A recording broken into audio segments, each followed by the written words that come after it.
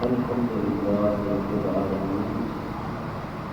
والصلاة والسلام على سيدنا ومولانا محمد خاتم النبيين وعلى آله وأصحابه أجمعين. میرے انتہائی واجب القدر والاحترام معزز حاضرین کرام،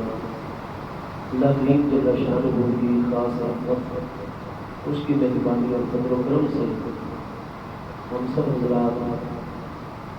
ماہ مقدس محرم الحرام کی آج کی اس بابرکت رات میں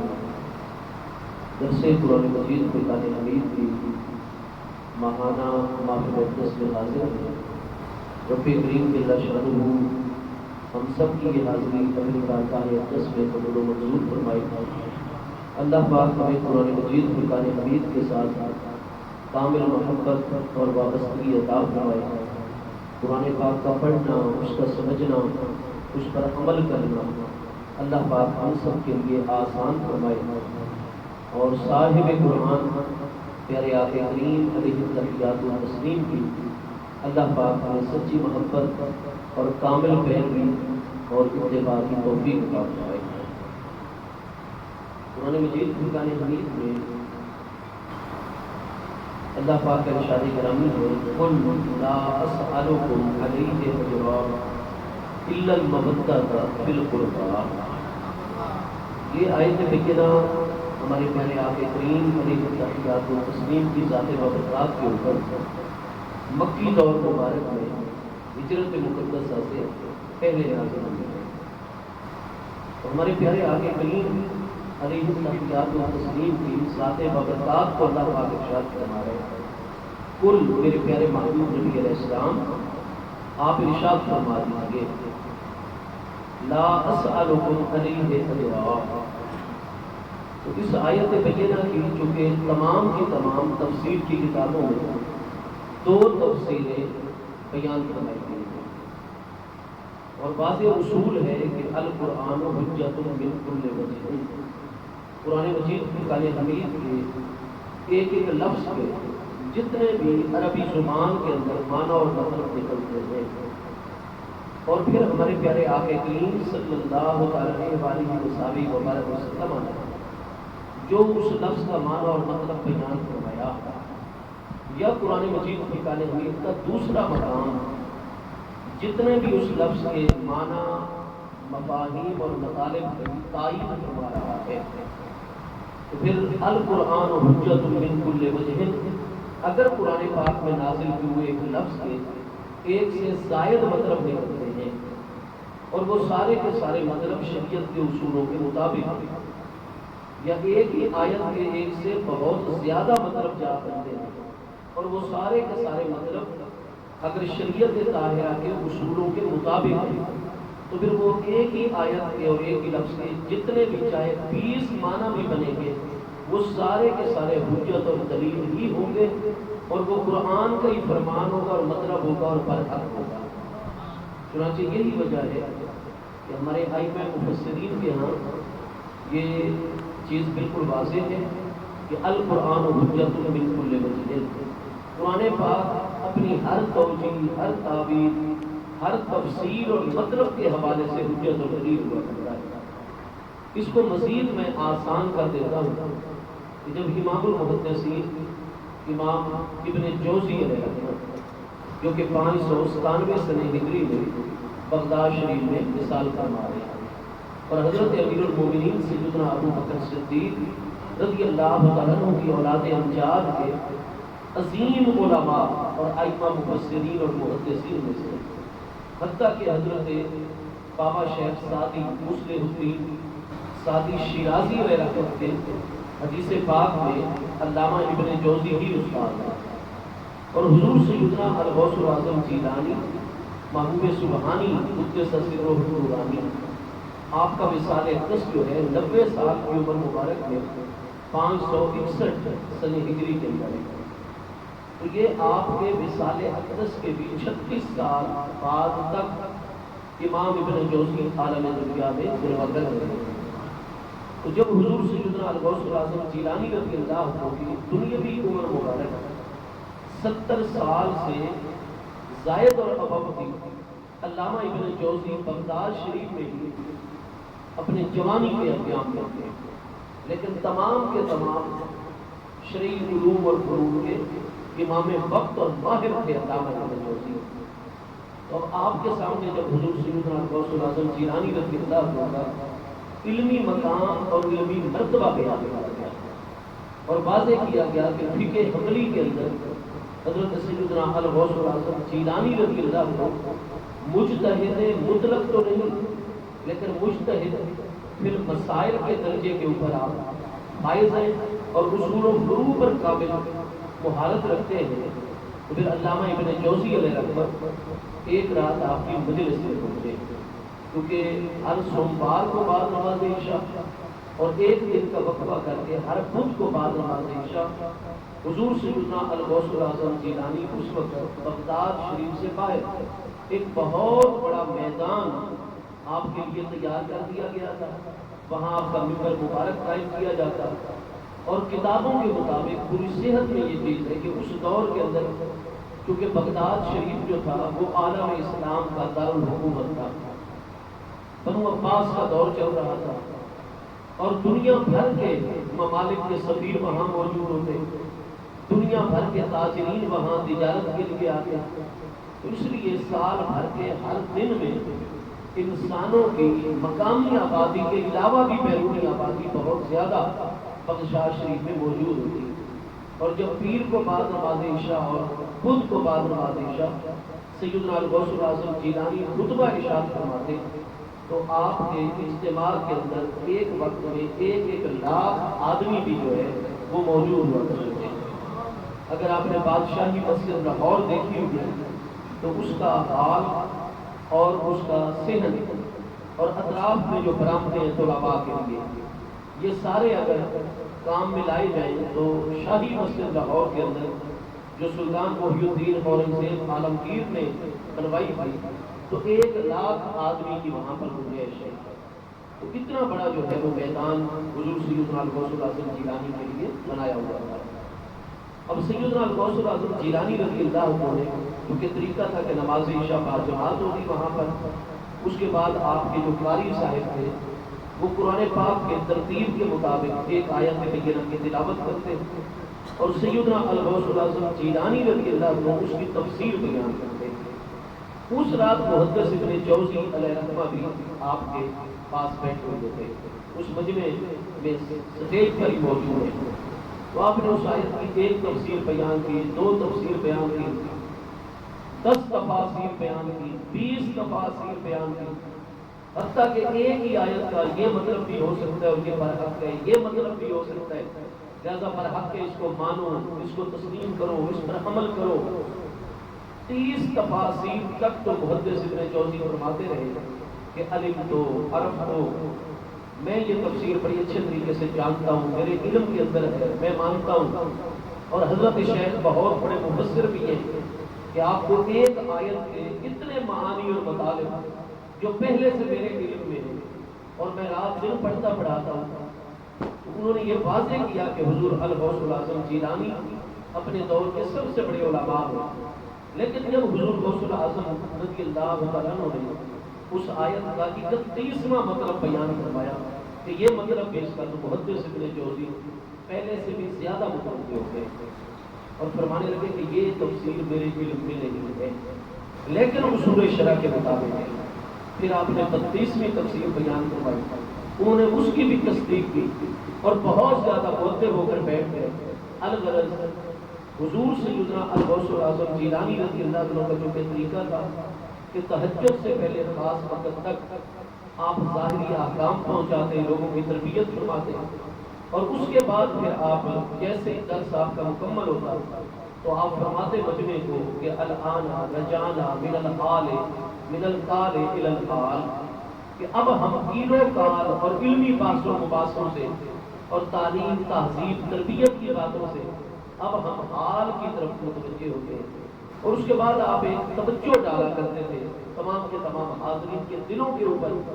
اور پھر اس طریقے سے مجمع کے اندر جو ہے محبت الہی اور عشق الہی جو ہے اس کا غلبہ ہو جاتا، تو الغرض اس لمحے کے آنے تک سیدنا غوث الاعظم جیلانی نے 40 تفسیریں بیان فرمائی. تو محدث ابن جوزی نے فرمایا کہ یہ جو آج نیا میرا علم 10 تفسیروں کے حوالے سے ہوا ہے، تو یہ میرے علم میں پہلے 10 مزید تفاسیر نہیں تھی، بلکہ حضرت الشیخ جو ہے وہ میرے استاد ہیں اس چیز کے اندر. تو اب 40 مطلب ایک آیت کے بیان کیے گئے. اور اگر آپ تفسیر کی کتابوں کو دیکھیں گے تو ہمارے ائمہ مفسرین بالخصوص جو تفسیر بالمعصور ہوتی ہے، یعنی جس میں روایت بیان کی جاتی ہے کہ آپ کریم علیہ السلام نے اس کا یہ مطلب بیان فرمایا، فلاں صحابی رضی اللہ عنہ نے یہ مطلب بیان فرمایا، اہل بیت اطہار کی اہل علم مسلم نے یہ مطلب، فلاں تابعی نے، حضرت قتادہ مفسر کے نزدیک تابعی ہیں یہ مطلب ہے، حضرت سعید بن جبیر کے نزدیک یہ مطلب ہے. تو جو ہمارے احباب ان کتابوں کا جیسے تفسیر طبری ہے، علامہ سیوطی کی تفسیر بالمعصور جو ہے، الدر المنصور ہے، ان کتابوں کا جو مطالعہ کرتے ہیں تو ان پر بالکل یہ واضح ہوتا ہے کہ ایک ایک آیت میں کئی کئی مطلب، اور وہ سارے مطلب ہی برحق ہوتے ہیں. ان سب پر ہمارا کامل ایمان ہوتا ہے کیونکہ اللہ پاک کا مبارک کلام ہے، اس میں تو معانی اور حقائق کے سمندر جو ہے وہ ڈانٹے مارتے ہیں. تو الغرض جو آیت بینہ آج کے درس کا موضوع ہے، اس کے بھی 2 مطلب ہیں اور 2 تفسیریں تفسیر کی کتابوں میں ہر دور کے اندر ہمارے ائمہ مفسرین جو ہے وہ بیان کر رہے ہیں. یہاں ایک اصولی بات میں یہ بھی عرض کر دوں کہ ہمارے آج کل کے جو نوجوان اور پیارے بچے ہیں پڑھے لکھے، تو وہ عموماً یہ بات کرتے تھے کہ استاد جی اللہ تعالیٰ نے ہمیں بھی عقل کی دولت سے نوازا ہے، آپ کو بھی اللہ نے اس کے بارے میں سمجھ عطا کی ہے، اس لیے آپ ہمیں درس قرآن دینے بیٹھے ہیں، آپ کے اساتذہ نے آپ پر اعتماد کیا، آپ کو اجازت دی، سند جاری کی کہ آپ یہ چیز کریں. اب جب آپ کو بھی سمجھ ہے، ہمیں بھی سمجھ ہے، تو پھر آپ سیدھا سیدھا خود بھی عربی میں اس کا ترجمہ کر کے اور ہمیں اس کا مطلب بیان کر دیتے. آپ ساتھ اتنا اور وقت بھی ہمارا خرچ کر لیتے، فلاں تفسیر کی کتاب کا حوالہ دیتے ہیں، فلاں تفسیر کی کتاب کا حوالہ دیتے ہیں، اور پہلے والے مفسرین کے حوالے دے کر بات کرتے ہیں جی پہلے والی تفسیر کی کتابوں میں یہ اس کا مطلب ہے. تو یہ اتنا ٹائم خرچ کرنے کی کیا ضرورت ہے؟ آپ بغیر حوالے کے ہی اس کا مطلب اور مفہوم ہم پر واضح کریں اور اگلی بات کرتے ہیں. جیسے کہ آج کل ہمارے یہاں بہت زیادہ سوشل میڈیا کے اوپر بہت سارے بلاگر مفسر قرآن آئے ہوئے میدان میں، اور وہ ایسے دھڑا دھڑ جو ہے بڑی جرأت کا مظاہرہ کرتے ہوئے ڈٹ جائیں گے یہ مطلب ہے اور بالکل یہ حق بات ہے،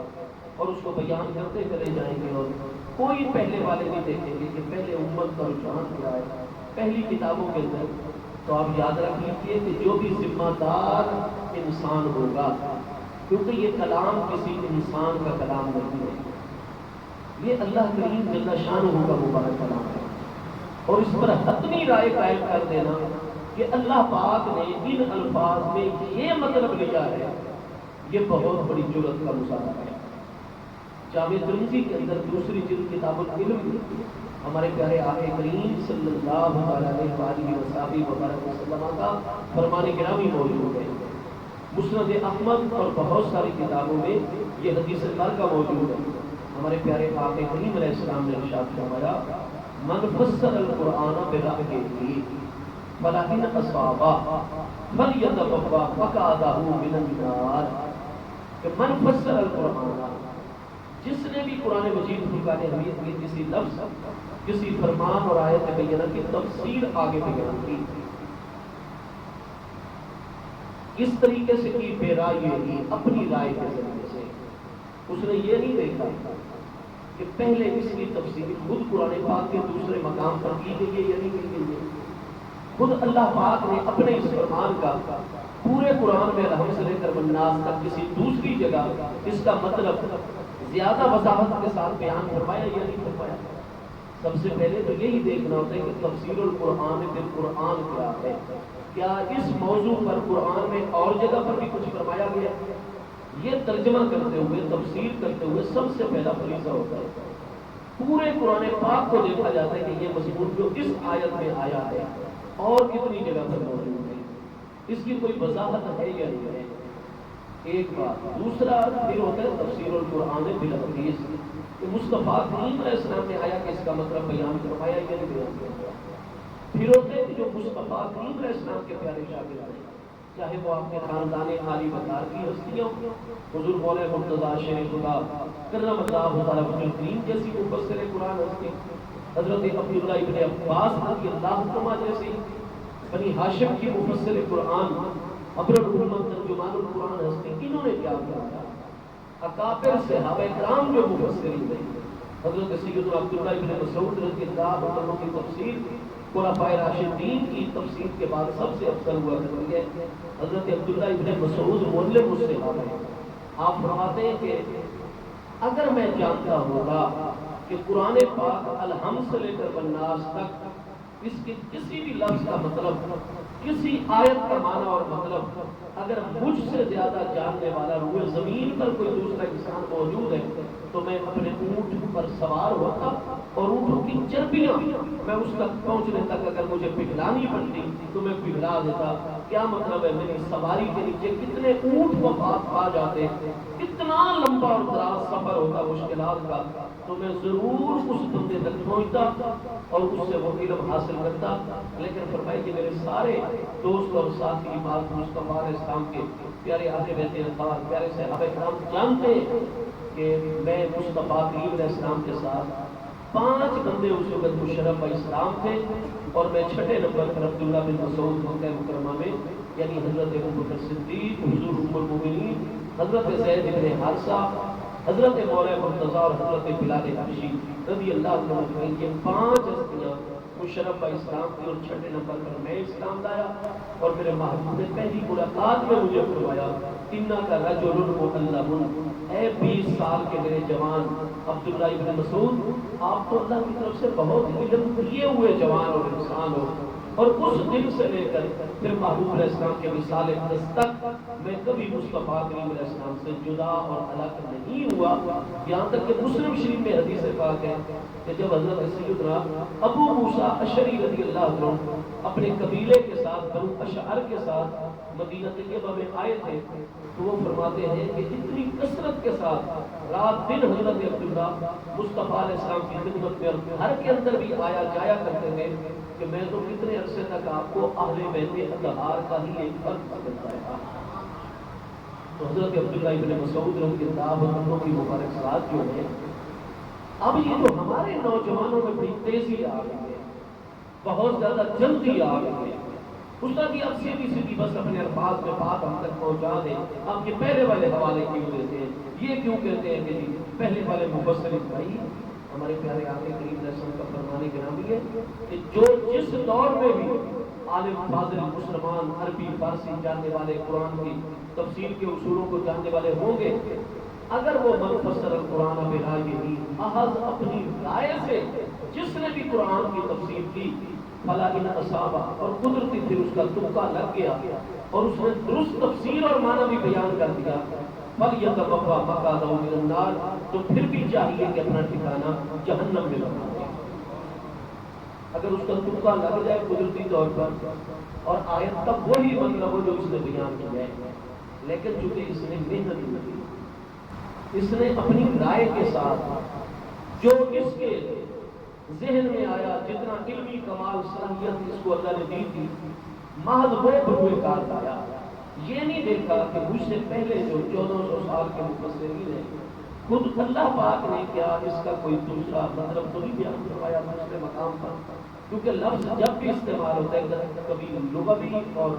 اسی زبان کے معنی میں استعمال تو ہم اس کو لغوی مانتے ہیں، کبھی وہ اصطلاحی اور عرفی معنی کے اندر استعمال ہوتا ہے، وہاں لغت کا لفظی معنی مراد ہی نہیں ہوتا اس لفظ کا، بلکہ جو اس لغت والے عام طور پر محاورۃً بولتے ہیں، عرفاً بولتے ہیں، اور کبھی اس کا شرعی معنی مراد ہوتا ہے۔ تو اس لیے جس شخص نے پہلے والے نہ قرآن پاک کو دیکھا، نہ حدیث پاک کو دیکھا، نہ حضرات اہل بیت اطہار کی علمی ہستیوں کو، نہ صحابہ کرام کی علمی ہستیوں کو، نہ تابعین، تبع تابعین، اتباع تبع تابعین اور ائمہ مفسرین جو اسپیشلسٹ ہیں اس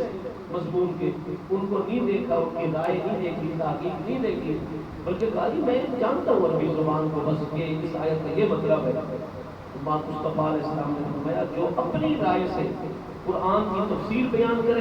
اور پھر قدرتی وہ تفسیر درست بھی بیان کر بیٹھے، لیکن اس نے جرأت کا مظاہرہ کیا اور اس نے اللہ کے کلام کو بس بندوں کے کلام کی اتنی اہمیت دی کہ بس یہی اس کا مطلب ہے جو میں سمجھاؤں، اور میں وہ اپنا ٹھکانہ جہنم میں بنا رہا ہے۔ اس لیے جو بھی پورا نصاب پڑا ہوا ہوگا، ذمہ داری کا مظاہرہ کرے گا، وہ کبھی بھی قرآن کا مطلب معنی تفسیر اپنی جانب سے نہیں بیان کرے گا۔ اس کی ذمہ داری ہے کہ نئے نئے راستے نکالنے کی بجائے، نئے نئے مطلب بیان کرنے کی بجائے لوگوں کو کہنا کہ قرآن میں یہ ہے، کیونکہ قرآن سے بڑی تو کوئی دلیل ہے ہی نہیں۔ جو قرآن میں ہمارے لیے احکام آئیں گے وہ تو سارے احکام پر فوقیت اور فضیلت رکھتے ہیں، ہم پابند ہیں اس چیز کے۔ قرآن کا تو انکار کفر ہوا کرتا ہے، تو لہٰذا یہ جو اپنی طرف سے ایک معنی متعین کر کے تو نئے نئے فرقے، نئی نئی جماعتیں، نہیں، ہم اس چیز کے پابند ہیں کہ پہلے سے کیا بیان کیا جا رہا ہے اس آیت کا معنی۔ ہاں، اگر کوئی علم صرف، علم نحو، منطق پر یہ جو فنون ہے، ان کی روشنی میں اگر کوئی معنی نیا بیان کرتا ہے اپنے دور میں، کہ ہر دور کی ضروریات ہیں، ہر دور کے، وہ کہتے ہیں کہ اس آیت میں اس دور کے کسی غلام مسئلے کی رہنمائی ہے اور لغت اور فنون اس کی تائید کرتے ہیں، تو پھر بھی ہمیں شرعی اصول دیکھنے ہوں گے کہ کیا یہ جو نیا معنی بالکل تعویل کے طور پر بیان ہو رہا ہے کسی پہلے سے موجود شرعی اصول سے تو نہیں ٹکراتا۔ تو الگ الگ میں توقع رکھتا ہوں کہ چونکہ درس قرآن کوئی بھی ہستی آ کر دے گی، لیکن یہ بنیادی اصول سامنے ہیں جو ہمارے علم میں رہنے چاہیے۔ تو جو آیت نے بنا تلاوت کرنے کا شرف حاصل کیا ہے، اس کے بھی دو معنی اور دو تفسیریں بیان کی گئی ہیں۔ پہلی تفسیر ہے اس کے نزول کے پس منظر اور نزول کے زمانے کے اعتبار سے، تو وہ اہل مکہ سے خطاب ہو رہا ہے اس آیت میں، کفار کے حوالے سے اپنے پیارے محبوب علیہ السلام کو اللہ پاک حکم ارشاد فرمائے، کل میرے پیارے محبوب نبی علیہ السلام، یہ جو آج آپ کا چچا، سگا چچا ابو لہب بن عبد المطلب الہاشمی، جو جگہ جگہ آپ کی مخالفت کر رہے ہیں اور کسی اور شخص کو آپ کے خلاف وہ لفظ ادا کرنے کی ضرورت نہیں ہوتی، کیونکہ اس کو حضرت ابو طالب کا ڈر ہوتا ہے، حضرت حمزہ جیسی ہستیوں کا اس کو خطرہ ہوتا ہے، حضرت عمر جیسی ہستیوں کا اس کو خطرہ ہوتا ہے، حضرت زید بن حارثہ جیسے جوان کا خطرہ ہوتا ہے، لہذا وہ جرأت نہیں کرتا، لیکن یہ چونکہ سگا چچا ہے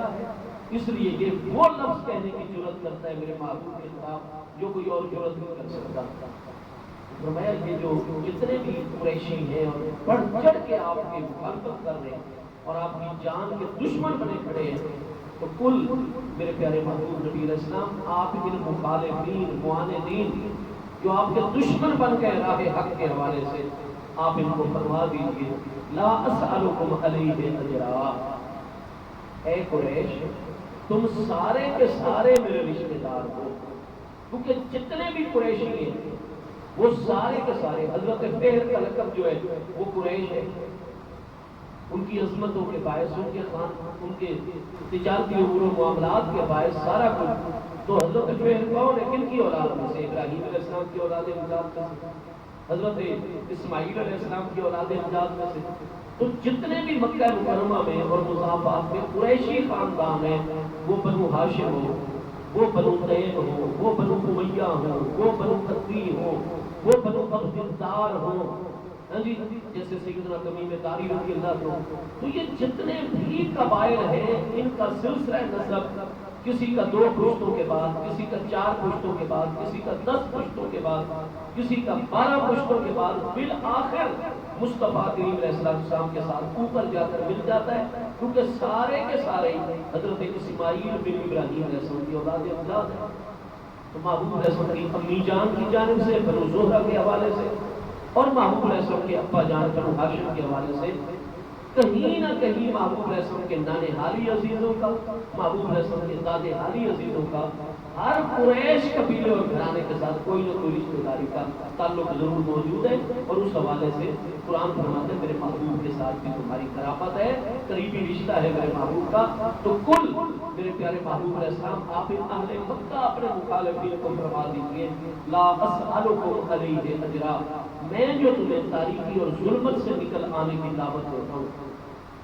میں تمہیں شرک اور کفر سے نکل آنے کی دعوت دیتا ہوں، راہ حق تم پر واضح کرتا ہوں، تمہیں اپنے بچیوں کو ذبح کرنے سے اور بچیوں کے حقوق غصب کرنے سے اور ان پر ظلم کرنے سے منع کرتا ہوں، غریبوں پر ظلم ڈھانے سے منع کرتا ہوں، اور ایک اللہ کی عبادت کی طرف دعوت دیتا ہوں۔ میں جو تمہیں خیر کا درس اور تعلیم عطا کرتا ہوں، لا اسألکم علیہ اجرا، میں اس سے تم پر کوئی اجر نہیں مانگتا۔ اور یہ سارے انبیاء کرام علیہ السلام کی مقدس تعلیم ہے۔ قرآن پاک میں کتنے مقامات پر یہ چیز واضح کی گئی ہے کہ انبیاء کرام علیہ السلام اپنی امت کو یہ فرماتے ہیں کہ ان اجریہ الا علی اللہ، ہم انبیاء کرام تم سے کوئی اجر نہیں مانگتے کہ ہمیں تبلیغ کا، علم پہنچانے کا، تمہاری دنیا کمر آخرت کامیاب کرنے کا جو ہم تمہیں درس دیتے ہیں اس کے حوالے سے ہمیں کوئی تم اتنی فیسیں ادا کرو، اتنے روپے پیسے دو، فلاں فلاں سہولتیں ہمیں دو، نہیں۔ ان اجریہ الا علی اللہ، میرا اجر جتنا بھی ہے وہ اللہ کی ذات بقدس ہوتا ہے، کیونکہ میں اپنی جانب سے نہیں کچھ لے کر آیا، میں من جانب اللہ ہوں اور اللہ کی طرف سے ساری چیزیں لے کر آتا ہوں۔ تو انبیاء کرام علیہ السلام کا یہ درس ہے کہ ہمارا اجر صرف اور صرف اللہ پاک کی ذات بقدس ہے، ہم تم لوگوں سے کوئی اجر نہیں مانگتے۔ الا المودۃ فی القربیٰ، میں تم سے ایک ہی سوال کرتا ہوں، ایک ہی چیز مانگتا ہوں کہ ذرا میری قرابت دیکھ لو، میں تم سب کا کسی نہ کسی یا تمہاری خاتون کا رشتہ دار یا نکلتا ہوں یا تمہارے کسی مرد کا رشتہ دار ضرور جا نکلتا ہوں۔ تو قرابت اور رشتہ داری کا خیال کرنا یہ تو انسانی برادری کے مسلمہ ترین اصولوں میں سے، تو میری ذات کی مخالفت میں آ کر تم ساری قرابت اور رشتہ داری کو بھی بھول جاتے ہو۔ کم از کم اس رشتہ داری کا تو لحاظ رکھو، رشتہ داری کا تو خیال کرو۔ آج ہمارے ہاں بھی جو ہم آپس میں تقسیم ہے، تو میرے دوستوں یہ قرآن پاک کی محکم آیات پہ کہنا ہے، منسوخ نہیں ہے یہ آیت کہنا، جو تو بالکل ہی ملت سے الگ ہو گیا، کافر ہو گیا خدا نہ خاصہ، اور اللہ ہر مسلمان کے ایمان کی حفاظت فرمائے۔ وہ تو پھر اگر نوح علیہ السلام کا بھی فرزند ہے اور وہ کافروں کے ساتھ مل گیا اور کفر کا راستہ اور حضرت نوح علیہ السلام کی برحق رسالت و نبوت کا اس نے انکار کر دیا اور کافروں میں شامل ہو گیا، تو جودی پہاڑ کے کنارے تک بھی، چوٹی تک بھی جب پانی آ گیا اور کنعان بن نوح کے پاؤں جو تھے وہ گیلے ہونے لگ گئے اور اس کو یقین ہو گیا کہ میں نے تو کہا تھا کہ سآوی الی الجبل، کہ جب یہ وفارت تنور و پانی نکلے گا اوپر سے بارش آئے گی، اللہ کا عذاب ہے لیکن یہ عذاب مجھے نہیں چھو سکتا کیونکہ آوی الی الجبل، میں تو پہاڑ اتنا بڑا جودی پہاڑ اس کی چوٹی پر چلا جاؤں گا، لیکن پانی تو یہاں بھی آ گیا اور پہاڑی چوٹیاں بھی غرق ہو گئی اور پانی ہی پانی اور ڈوبنے کے سوا تو کوئی، تو پھر اس نے حضرت نوح علیہ السلام کی حضرت ابا جان حضرت نوح علیہ السلام فوراً کشتی میں سجدے میں چلے گئے اور عرض کی رب کریم تو نے مجھ سے ایک وعدہ فرمایا تھا کہ جتنے لوگ بھی میرے گھر میں داخل ہو جائیں گے اور میری کشتی میں سوار ہو جائیں گے اور جو میرے اہل ہوں گے ان کو تو نجات عطا کرے گا، تمام جانوروں، چوپایوں، پرندوں، ہر چیز کے ہر جوڑا جو میری کشتی میں آئے گا اور جو میرے گھر میں داخل ہو جائے گا امن مانگنے کے لیے اور امان مانگنے کے حساب سے، اور جو میرا اہل ہوگا، میرے گھر کا فرد ہوگا، تو ان سب کو نجات عطا کرے گا۔ تو اللہ پاک میرے گھر میں عذاب شروع ہونے سے پہلے میں نے دعوت دی، اعلان کیے، کئیوں کو سمجھ آ کے وہ کوئی 80 افراد وہ میرے گھر میں داخل ہو گئے، میں نے انہیں کشتی میں سوار کر دیا، باقی تیری مخلوق آ گئی، وہ کشتی میں اپنے اپنے درجوں کے اندر موجود ہو گئے، اور تیرا وعدہ تھا میرے اہل کو اس عذاب سے نجات دے گا، اور وہ میرا بیٹا ہے اور اب یاد کر رہا ہے۔ اللہ پاک نے ارشاد فرمایا کیونکہ اب بات جو ہے مکمل ہو گئی، مہلت جو تھی وہ ختم ہو گئی، عذاب جاری ہو گیا، تو میرے پیارے نوح علیہ السلام آپ یہ سوال مجھ سے نہ فرمائیے، باقی میرا وعدہ بالکل برحق ہے، میں نے آپ کے اہل کو اور خاندان کو بالکل بچانے اور نجات دینے کا وعدہ فرمایا، اور میرا وعدہ جیسے آپ فرما رہے کہ ان موعدک الحق، میرا موعد، میرا وعدہ حق ہے، لیکن میں اللہ پاک فرما رہا ہوں انہ لیس من اہلک انہ عمل غیر صالح، جب وہ کافر ہے آپ کی ملت میں داخل نہیں ہے تو انہ لیس من اہلک، بیٹا ہونے کے باوجود بھی وہ آپ کے اہل میں سے نہیں ہے، انہ عمل غیر صالح، اس کے تو اعمال غیر صالح اور اعمال ہوتے ہیں عقیدے کی بنیاد کے اوپر، عقیدہ ہی اس کا خراب ہے اور کفر کے اوپر مشتمل ہے، لہٰذا وہ آپ کے اہل میں سے نہیں ہے۔ تو میرے دوستوں جو گمراہی حد کفر تک خدا نہ خواستہ پہنچ جاتی ہے تو پھر تو صرف اور صرف ایک اوپر آئین اور عمرانی معاہدہ ہونے کی وجہ سے مجبوراً ہم وہ معاملات چلا سکتے ہیں سماجی. باقی مرتد کے ساتھ تو وہ بھی جائز نہیں ہوتے، جیسے قادیانی مرتدوں کے ساتھ نہیں جائز ہوتے. ایسے لوگ جو ارتداد کے درجے کے اندر نہ ہوں تو میرے دوستوں ان کے ساتھ سماجی لیکن وہ بھی صرف مجبوری کی حد تک ہوتا ہے. افضل والا پھر بھی ہوتا ہے کہ ہمارے سارے معاملات اہل ایمان سے چلیں گے. لیکن اگر رشتہ داری موجود ہے اور چھوٹے موٹے کوئی ایسے معاملات ہیں تو ہمیں یاد رکھنا چاہیے کہ ہم بالکل اپنے عقیدے پر، اپنے اعتقاد پر، ان چیزوں کے اوپر پوری طرح قائم ہو. لیکن رشتہ داری کے جہاں معاملات آتے ہیں تو پھر رشتہ داری کے حقوق ہوتے ہیں. رشتہ داروں کے لیے دعا کرنی چاہیے، ان کو بار بار جب بھی وہ اچھے موڈ میں ان کو حق کی دعوت دینی چاہیے، حق کی طرف ان کو مائل کرنا چاہیے اور اپنا فریضہ ادا کرنا چاہیے. لیکن جنگ و جدل اور ان چیزوں سے پرہیز کرنا چاہیے. جہاں تک ممکن ہوگا جن کی گمراہی اپنے اوپر تک نہیں پہنچی، اگر ان کو کبھی ہمارے تعاون مدد کی ضرورت ہوگی تو رشتہ داری کا خیال کرنا یہ اسلام کی بنیادی ترین تعلیمات کا اندر ہے. تو ہمارے پیارے مصطفیٰ کریم علیہ السلام کی ذات بابرکات کو یہ پہلی تفسیر میں نے عرض کی کہ اللہ پاک نے فرمایا قل لا اسألکم علیہ اجرا الا المودۃ فی القربى. وہ جو ہماری قربا اور رشتہ داروں والی محبت و مودت ہے اس محبت والا حصہ تو مجھے دیجیے. آپ ہر بات میں میرے دشمن بنے کھڑے، وہ میرا حق ہے تمہارے اوپر جیسے تمہارا حق میرے اوپر. لہذا اس رشتہ داری والے قرابت کو دیکھتے ہوئے مجھ سے محبت کیجیے، میری بات کو اہمیت دیجیے. اور یہ جو میرے خلاف آپ اتنے اقدامات کرتے ہیں کہ مکہ مکرمہ کے معاشرے میں میرا چلنا پھرنا دو بھر کر دیتے ہیں اور دار ارقم میں مجھے پناہ لینی پڑ جاتی ہے، میں آپ کو کیا کہتا ہوں؟ خیر کی تعلیم بھی تو دیتا ہوں، کم از کم میرا رشتہ داری والا حق تو ادا کیجیے. ایک تفصیل کے لیے ہوگی اور یہ بالکل آپ ہر کتاب میں دیکھیں گے. اور دوسری جو تفصیل ہے کہ القربا کے اوپر جو الف لام ہے یہ عہد کا ہے.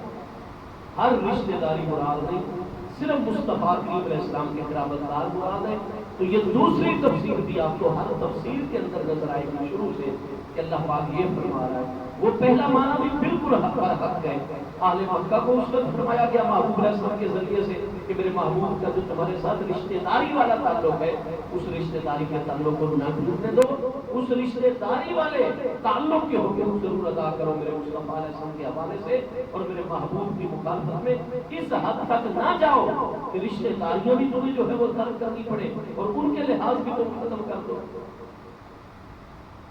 یہ پہلا معنی اور تفصیلوں کی اوپر حق ہے.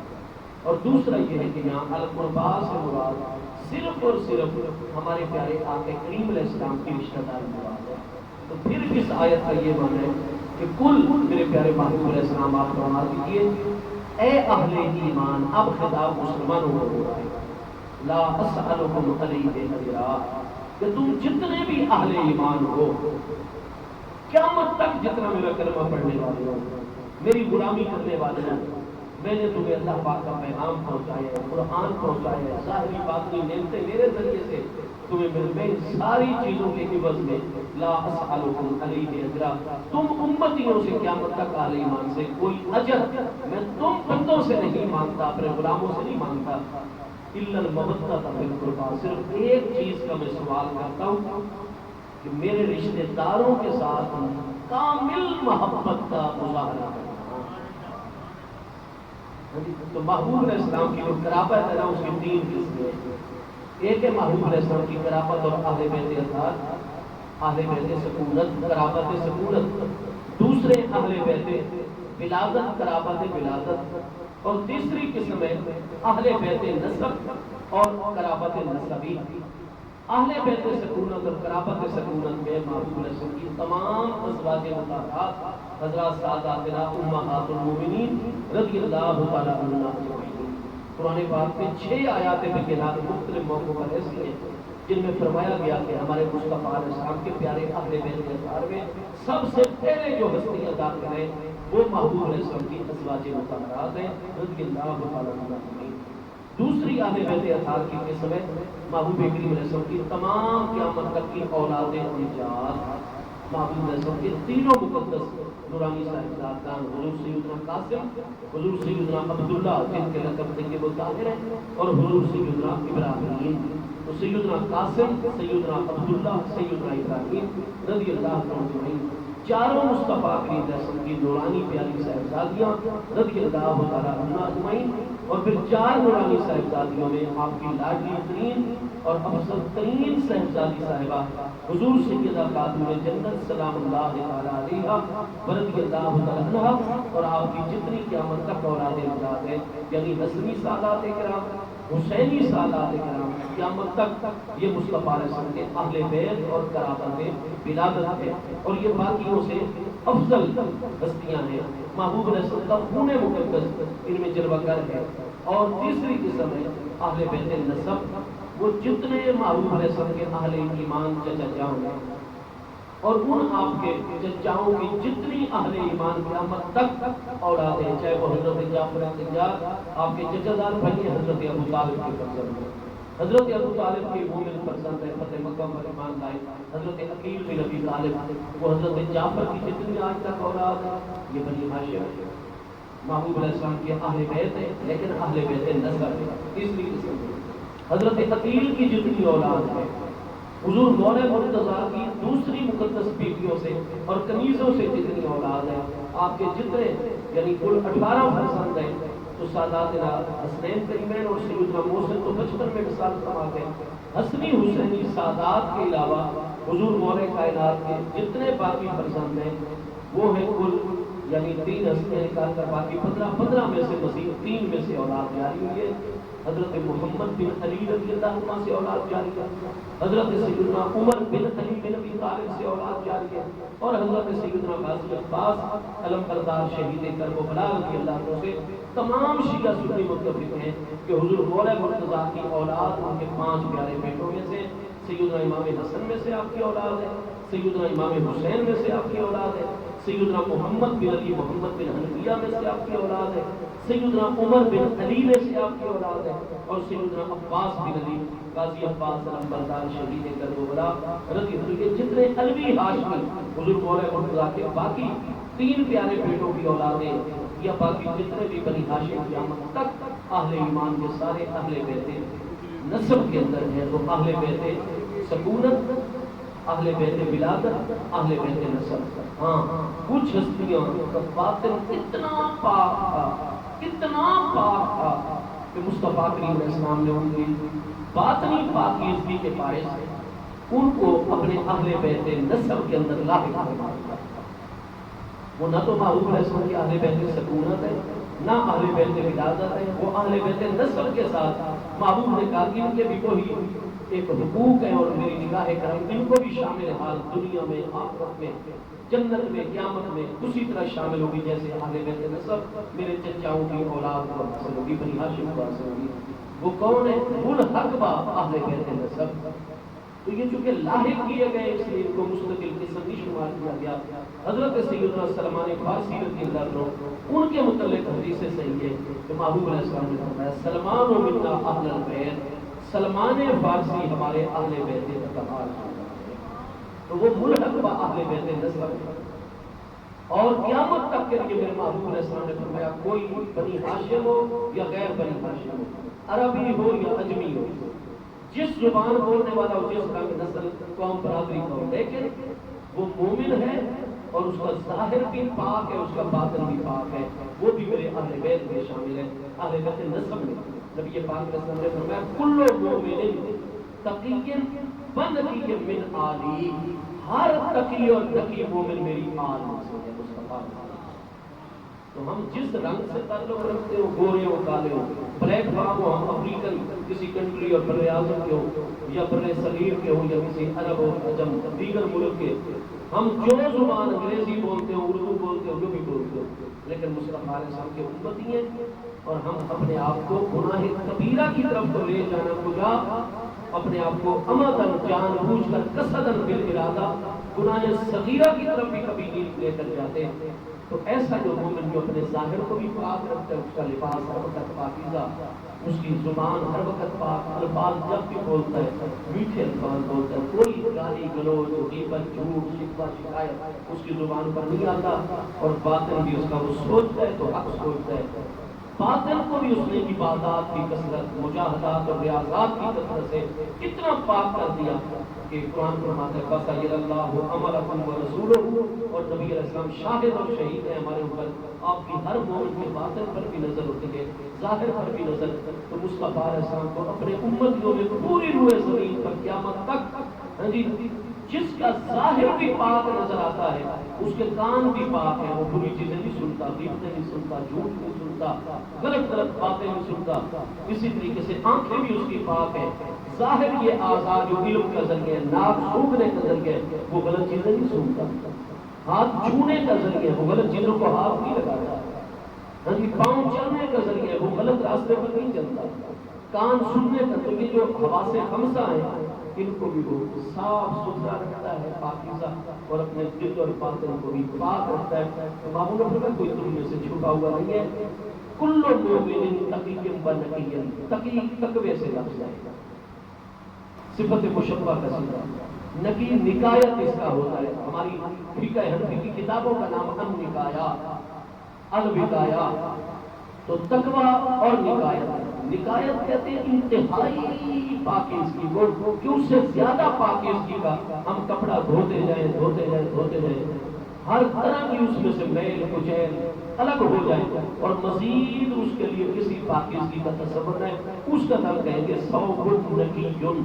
یہ انتہائی پاک۔ آپ کے کریم علیہ السلام کی پیاری اولاد میں سے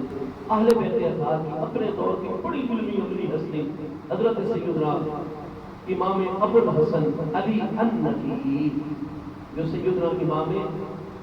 علی الرضا رضی اللہ عنہ کے پیارے فرزند، حضرت امام محمد تقی رضی اللہ عنہ کے پیارے فرزند ہیں، تو ان کے والد سیدنا ابو عبداللہ محمد، ان کا لقب تقی تھا، جن کو حضرت تقی علیہ السلام اہل تشیع کہتے ہیں۔ اسی طرح ان کے پیارے فرزند حضور امام الائمہ سیدنا ابو الحسن علی النقی رضی اللہ عنہ، سیدنا امام حسن عسکری اور سیدنا جعفر بن علی کے والد گرامی ہیں، تو یہ دونوں ہستیاں اتنی متقی ہیں کہ والد گرامی کو تقی کا لقب سارے علماء فرماتے تھے، اور سیدنا ابو الحسن کو نقی کا لقب، اعلیٰ حضرت فاضل بریلوی کے ابا جان کا نام بھی امام المتکلمین علامہ نقی علی خان صاحب ہے، تو نکایت مصدر ہے، نقی کہتے ہیں اس ہستی کو کہ ہمیشہ ہمیشہ جس کا ظاہر بھی پاک باطن بھی پاک، اور اتنا پاک کہ مزید اس سے زیادہ غیر انبیاء کے لیے پاکیزگی کا تصور نہیں ہو سکتا، تو الغرض کل مومن تقی و نقی من آلہ، تو یہ ملحق بات اہل بیت نسب ہو جاتے ہیں، تو فرمایا لا اسألکم علیہ اجرا الا المودۃ فی القربى، میں تبلیغ دین اور رہنمائی پر تم سے کوئی اجر نہیں مانگتا، ایک ہی اجر مانگتا ہوں کہ میری حیات طیبہ دنیاوی میں بھی میرے جہاں اہل بیت اطہار تمہیں ملے، اور میرے وصال اقدس کے بعد بھی میرے اہل بیت اطہار کے ساتھ تم نے اتنی پکی محبت کا مظاہرہ کرنا ہے جو دل تک راسخ ہو جائے، اس کو مودت کہتے ہیں، وہ مودت وہ محبت ہوتی ہے، بدھ بھی اس کو کہتے ہیں، سیجعل لهم الرحمن ودا، ہم کتنے غصے میں بیٹھے ہوتے ہیں، لیکن اگر کوئی ہم اہل سنت کے سامنے حضور دادا صاحب کا نام لے دے، ہم اپنے غصے کو کنٹرول، اگر کسی اور دنیا دار کا نام لیں گے ہم غصے میں مزید اور بھڑک جائیں گے، کیوں تو اس کا نام لے رہا ہے، لیکن اگر کسی بڑے سے بڑے غصے کی حالت میں حضور دادا صاحب کا کوئی نام لے دے، حضور پیر میرے علی شاہ صاحب کا، حضور غزالی زمان رحمت کا، تو ہم نرم ہو جاتے ہیں، کیوں ان کی محبت ہمارے دلوں میں اتنی ہے کہ ہم اب نارمل بھی ہونا تو اس میں بھی ہماری کوشش یہ ہوتی ہے کہ ان ہستیوں کے ادب تعظیم میں کوئی ہم صبر کر جاتے ہیں، چپ ہو جاتے ہیں، جن کی محبت عظمتیں اتنی روح کی گہرائی تک ہو کہ بندے کی عقل اگر اپنی جگہ سے تھوڑی سی گرمی کا بھی شکار ہوئی کھڑی ہو، لیکن ان ہستیوں کے نام آئے تو ان سے ہمیں عقیدتیں اتنی ہو، محبتیں کہ عام حالات سے ہم ہٹے بھی بیٹھے ہونا پھر بھی ان کے متعلق ہمارے دل میں محبت احترام ہی، وہ نام لیں کوئی اور اب جتنی بھی پریشانی میں ہم فوراً صبر کا مظاہرہ کر دیں، یا اب اس قریب بندی کا نام آ گیا اور بھائی ان کی بات کو ہم نہیں کر سکتے، ان کے اس کو یہ محبت سے اگلا درجہ ہوتا ہے مودت کا. تو الا المودۃ فی القربى، فرمایا کہ تمہارا دینی معاملہ، دنیاوی معاملہ، تم جس حالت میں ہو، میں تم سے ایک ہی اجر مانگتا ہوں کہ میرے ذوی القربیٰ اور میرے رشتہ داروں سے اور میرے اہل بیت اطہار، چاہے وہ اہل بیت سکونت ہو، حضرات امہات المومنین، تم نے ان کی ہر حال میں غلامی والا معاملہ رکھا ہے. وہ اہل بیت ولادت و قیامت تک حسنی حسینی سادات کرام، تم نے ان سے ہمیشہ محبت کا، اور چاہے وہ میرے اہل بیت نسب ہو، وہ بنی ہاشم کی اولادیں ہوں یا ملحق با اہل بیت ہے، اس لیے ہم ہر متقی مومن سے محبت ہی محبت کرتے ہیں. میرے دوستوں، حضرات اہل بیت اطہار دوسری تفسیر کے مطابق، اور القرآن حجۃ من کل وجہ، یہ قرآن کا ہمیں حکم ہے کہ مصطفیٰ علیہ السلام کی ان نسبتوں کے ساتھ ہمارا عام محبت سے بھی بڑھ کے پوری امت کے ساتھ ہماری اتنی محبت ہو جتنی خصوصی ان بارگاہوں کے ساتھ ہماری محبت اور جو مودت کا معاملہ ہو. اللہ پاک ہم سب کو توفیق عطا فرمائے. حضور امام علی مقام امام حسین رضی اللہ عنہ کی قربانیوں کی یادگاری کے یہ ایام ہے. اللہ پاک آپ جیسی کریم ہستی کے درجات بلند فرمائے اور ہمیں ان مقدس ہستیوں کی پیاری تعلیمات پر عمل کی توفیق عطا فرمائے. آمین. وما